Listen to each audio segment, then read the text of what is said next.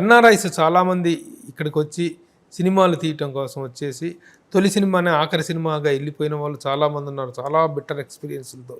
కానీ ఈ మధ్య కాలంలో ఎన్ఆర్ఐస్గా వచ్చి బాగా సక్సెస్ అయినటువంటి ద ఓన్లీ 1% మీరు, ఇంకా కొద్దిమంది ఒకటే ఉన్నారు. ఎన్ఆర్ఐ ఫండ్స్తో చేస్తున్న వాళ్ళు ఉన్నారు. డైరెక్ట్గా వచ్చిన ఎన్ఆర్ఐలో బిగ్ షాట్ మీరే. అలా ఏం లేదండి. మైత్రి నవీన్ ఎన్ఆర్ఐ. మైత్రి నవీన్ గారు ఉన్నారు. ఓకే, దెన్ మైత్రి వాళ్ళు ఉన్నారు. 70% ఎన్ఆర్ఐస్.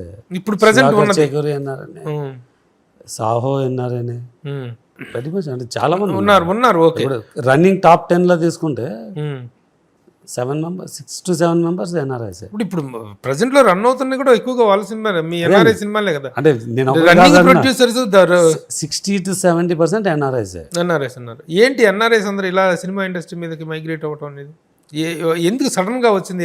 4-5 సంవత్సరాలుగా, 5-6 సంవత్సరాలు ఎగ్జిస్టింగ్ పెద్ద పెద్ద ప్రొడక్షన్స్ ఈ వయబిలిటీ లేదు అని చెప్పి స్లో అయినారు. మేమంతా బయట నుంచి వచ్చినాము కాబట్టి వీఆర్ ట్రయింగ్, బట్ కొంతమంది వెళ్ళిపోతున్నారు, కొంతమంది ఉండి దాన్ని the putting the right efforts అంతే. ఇప్పుడు మీరందరూ కూడా, మీరు కానీ మైత్రి కానీ ఇప్పుడు ఉన్నటువంటి మీరు చెప్పినటువంటి 90% ఎన్ఆర్ఐస్ చాలామంది కూడాను మీరు కూడా ఓవర్ కాస్టింగ్కి, ఓవర్ ఎక్స్పెండిచర్కి తీసుకెళ్ళిపోయి సినిమా ఇదిని పెద్ద పెద్ద నిర్మాతలు, కాకులు తీరిన నిర్మాణ యోధులు అస్త్ర సన్యాసం చేసి, చిత్ర సన్యాసం చేసి చెరలో కూర్చుంటే మీరందరూ వచ్చి రేట్లు పెంచేసి ఈ స్థాయికి తీసుకెళ్తున్నారు అనేటువంటి ఒక అభిప్రాయం ఉంది. దీన్ని మీరు ఎంతవరకు ఏకీభవిస్తారు? జనరేషన్ టు జనరేషన్ వచ్చినాక they will look at what is the easy entry అని. You pay more, you get the right talent అన్నది. Then how do you make sure you realize what you spend అనేది next వస్తుంది. అది కరెక్ట్గా చేసుకుంటే కరెక్ట్గా అవుతుంది. అంటే మీకు అక్కడ అమెరికాలో కానీ ఇక్కడ చేసినటువంటి వర్కింగ్ ఎక్స్పీరియన్స్లు వీటితోటే మీరు ఇక్కడ నన్ను షుడ్ నాట్, మా మీద ఎవరు రైడ్ చేయొద్దు, మా పని చేయించుకునేది ఎవరితో చేయించుకోవాలి అంటే మేము డిసైడ్ చేసుకుంటాం అనేటువంటి ఈ ఆలోచన, ఈ యాటిట్యూడ్ అనేటువంటిది మీకు అక్కడి నుంచి వచ్చినటువంటి ఆలోచన విధానం.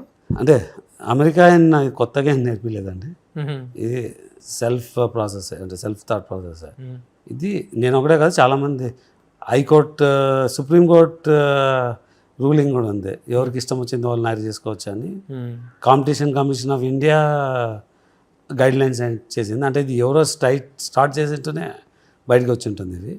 సో ఇది నేనేదో కొత్తగా ఇన్నోవేట్ చేసింది ఏం కాదు. ఈ రీసెంట్ మీడియా దీనివల్ల నేను హైలైట్ అయినాను, కానీ ఇది నా ఒక్కడి ఆలోచన కాదు, నా సొంత ఆలోచన కాదు. ఓకే, ఇప్పుడు మీకు స్టార్ రిలేషన్స్ ఎలా ఉన్నాయండి? ఇక్కడికి వచ్చిన ఎన్ఆర్ఐస్ అందరూ కూడా ప్రొడ్యూస్ చేసిన వాళ్ళందరూ కూడా అంతా టాప్ స్టార్స్తోనే సినిమాలు తీస్తున్నారు, ఒక హై రేంజ్ స్టార్స్తోనే చేస్తున్నారు. How about your star relations? అందరు స్టార్స్ వెరీ గుడ్ రిలేషన్షిప్. ఎలా ఉంది పవన్ కళ్యాణ్ గారితో మీకు? చాలాసార్లు తెలుసు, బట్ ఆయన రోల్లో ఉన్నప్పుడు అంటే ఇంతకు ముందు ఉన్నంత ఈజీగా కలవడం కుదరదు. అంటే ఆయనకు చాలా పనులు ఉంటాయి కదా. సో బట్ కలవడంతో 6-7 times కలిసి, ఈ 6-7 times కలిసారు. ఓకే, ఈ టైంలో తను ఇంత థంపింగ్ మెజారిటీ తోటి వేరు కదా, 100% స్ట్రైక్ రేట్ తోటి తను డిప్యూటీ సీఎం అవ్వటం, జనసేన మొత్తం ఇది అవ్వటం, ఇదంతా మీ అబ్జర్వేషన్గా ఎలా అనిపిస్తుంది? చాలా బాగుంది. How do you compliment? Idea ఉందా లేదా? జూన్లో నేను హైదరాబాద్లో I'm one of the first few to celebrate in large scale. ఒక 5,000 మందితో ఒక ఈవెంట్ చేశాను నేను. అవునవును. కూటమిలో ఉన్నటువంటి 3 పార్టీల్లో మీరే పార్టీకి చెందుతారంటే? నాకు పార్టీకి అసలు లేదు. అంటే జనసేన ట్రావెల్, బీజేపీతో జనరల్గా ఐడియాలజీ అలైన్మెంట్, అలా అని కాంగ్రెస్తో లేకేం కాదు. అంటే కాంగ్రెస్లో I'm not a specific party person, but there a good strong alignment for different సబ్జెక్ట్స్లో డిఫరెంట్ వేస్. పవన్ కళ్యాణ్ గారు సినిమాలు ఏమిటంటే ఓజీ ఒకటి అయిపోతుంది, ఇది ఉంది, తర్వాత నెక్స్ట్ ఉస్తాద్ ఉంది, నెక్స్ట్ ఉస్తాద్ ఒకటి ఉంది, తర్వాత దీని పార్ట్ 2 ఉంటుందని చెప్తున్నారు. హరిహర వీరమల్లు పార్ట్ 2 దాంట్లో కూడా మీరు ఇన్వాల్వ్ అయ్యారు కదా. హరిహర వీరమల్లు రిలీజ్ టైంలో రత్నం గారికి కొద్దిగా కోఆర్డినేట్ చేస్తున్నట్టు. సినిమాలు చేయనప్పుడప్పుడు స్టేట్మెంట్ ఇస్తుంటారు పవన్ కళ్యాణ్ గారు, దాని మీద మీ అభిప్రాయం ఏంటి? సార్ నేను ఆయనతో సినిమాలు చేయాలనుకుంటుంటాను. సో ఆయన ఏం చెప్పినా మా ఆశ ఆయనతో చేయాలని. సో కుదిరినప్పుడు డెఫినెట్గా చేస్తుండాలని ఆలోచిస్తాను. అసలు సినిమాలు చేయనని స్టేట్మెంట్ ఇవ్వటమే రాంగ్ స్టేట్మెంట్ అంటా నేను. ఎందుకంటే ఇప్పుడు ఎవరి వృత్తిలో వాళ్ళు చేసుకుంటూ వ్యాపారాలు చేసుకుంటూనే రాజకీయాలు చేస్తున్నారు చెప్పినారు కదా సార్. అది అందరూ రాజకీయాలు చేసుకుంటారు, ఈయన మాత్రం తన ఆయనే చెప్పినారు కదా నేను అలా చేయాల్సి వస్తుంది. సినిమా డబ్బుల కోసం సినిమాలు చేయాల్సి వస్తుంది, పార్టీని పెట్టుకోవడం కోసం చేయాల్సి వస్తుందని చెప్తున్నారు. మధ్యలో మళ్ళీ అప్పుడప్పుడు ఏమో సినిమాలు చేయని ఇదే లాస్ట్ సినిమా అని చెబుతుంటారు.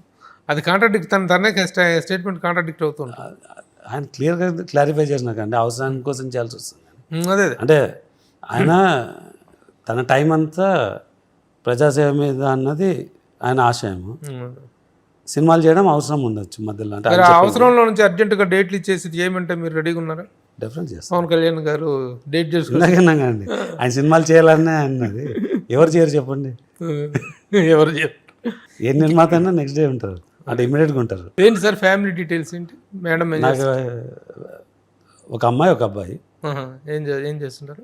మా అమ్మాయి ఫిలిమ్స్లోనే ఉంటుంది. She producer along with me. Okay. Then మా అబ్బాయి యూఎస్లో ఉంటాడు, so is into tech side of the business. లేదు, స్టడీస్ అయిపోయింది. Is running businesses for almost 7-8 years. తన అండర్ గ్రాడ్ చేస్తూనే is into some startups. Suman టీవీలో మీ పర్సనల్ అండ్ బిజినెస్ ప్రమోషన్స్ కోసం కింది నెంబర్కి కాంటాక్ట్ చేయండి.